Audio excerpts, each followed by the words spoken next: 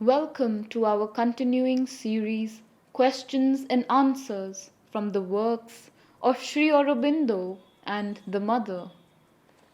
Today's subject is Tapasya Part 2 from Sri Aurobindo. A steady development of the habit of a very quiet but persistent tapasya in the form of a quiet concentration of will to progress could be very helpful at this stage.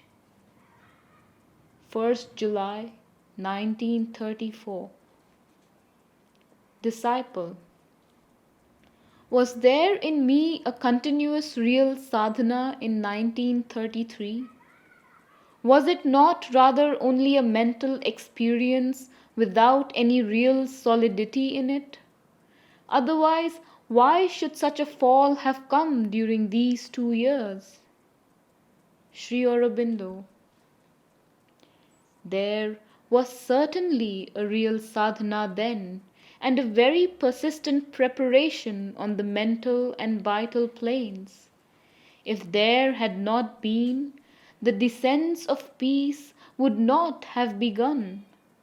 The fall came because when you descended into the physical consciousness to complete the preparation there, you became too passive, not continuing your will of tapasya, with the result that this sex force took advantage of the inertia of the physical consciousness to assert itself fully. That kind of passivity to the forces comes upon many when there is the descent into the physical. One then feels different forces playing in the consciousness without having the same power of reaction as one had in the mind and the vital. Sometimes peace, etc., from above, sometimes disturbing forces. I had to pass through the same stage myself, and it took me 2 years at least to get out of it. To develop the physical itself, a constant will for the drawing down of the higher consciousness, especially the peace and force from above, is the best way out of it. 8th July 1935.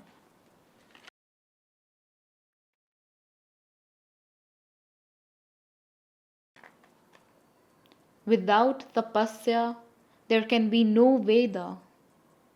This was the course that the stream of thought followed among us, according to the sense of our Indian tradition.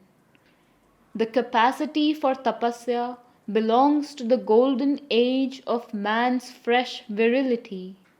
It fades as humanity ages, and the cycle takes its way towards the years that are of iron, and with tapasya, the basis, divine knowledge, the superstructure also collapses or dwindles.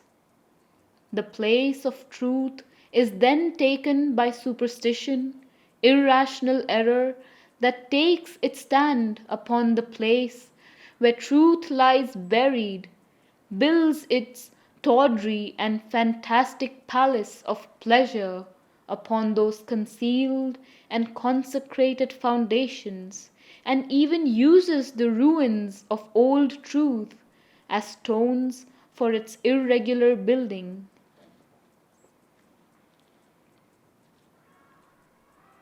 The psychic fire is the fire of aspiration, purification and tapasya which comes from the psychic being.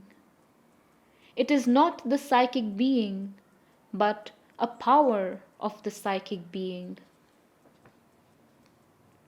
The fire one feels within is always the fire of sacrifice and self-offering, the fire of aspiration or the fire of tapasya. The fire you saw was the fire of the psychic being, the fire of aspiration and tapasya burning under the earth, that is to say, in the subconscious.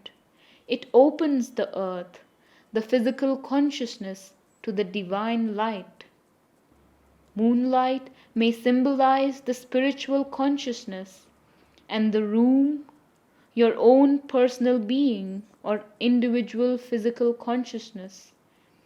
With these clues, it will be easy for you to understand the significance of your experience.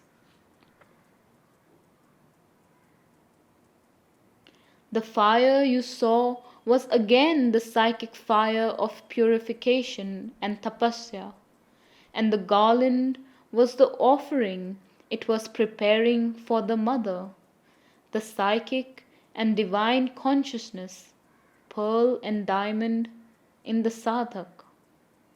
The beautiful place was also probably a symbol of the psychic, and the lotus indicated the opening of the psychic consciousness. It is the Agni fire that you feel. Agni is at once a fire of aspiration, a fire of purification, a fire of tapasya, a fire of transformation.